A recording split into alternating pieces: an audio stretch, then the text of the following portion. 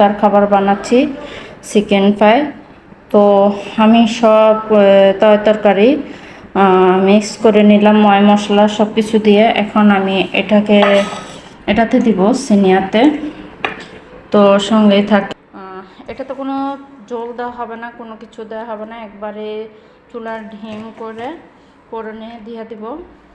আমি দিয়ে ঢেকে মানে মুখটা আটকাইয়া দিব। এই তরকারির পানি যা আছে উঠবে একবারে, মনে করুন সিদ্ধ হয়ে যাবে, অনেক সুন্দর পোড়া পোড়া হবে, কালারটা খুবই সুন্দর হবে।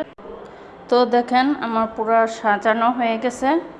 এখন আমি এলোমেলো দিয়ে আটকে দিব, সাথে থাকেন আর একটু। তো দেখেন আমি আটকাইয়া এখন ফোড়নে দিয়ে দিলাম, আস্তে আস্তে হবে। তো দেখেন আমার ভাত হয়ে গেল গা। বিরিয়ানি ভাত আজকে রান্না হচ্ছে। আজকে পেঁয়াজ আমি ভাতের উপরে দেব না, দিয়ে দেব ওই যে চিকেনের উপরে। তো এখানে আমার সালাদও হয়ে গেছে, দেখেন সালাদও হয়ে গেল গা। এখানে আলাদা আলাদা সালাদার কারণ হচ্ছে আমার ম্যাডাম গাজর পছন্দ করে না, এর জন্য আলাদাভাবে রাখছি। তো সাথে থাকেন। তো দেখেন এখানে আমি নিয়ে নিলাম ধনেপাতা কাটে, আর পেঁয়াজ লাল করে ভেজে পেস্তা বানিয়ে নিলাম।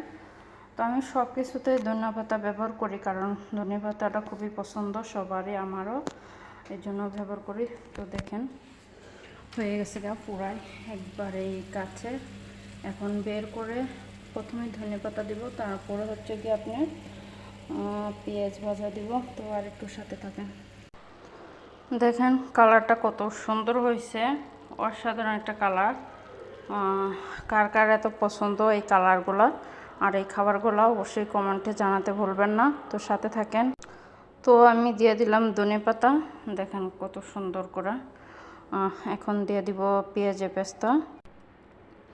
তো হয়ে গেল আজকের মতন রেসিপি। জানাতে ভুলবেন না কেমন হইলো, অবশ্যই জানাবেন। তো সবাই ভালো থাকবেন, সুস্থ থাকবেন। আজকের মতন এখানেই বিদায় নিলাম। আল্লাহ হাফেজ, সবাই ভালো থাকবেন।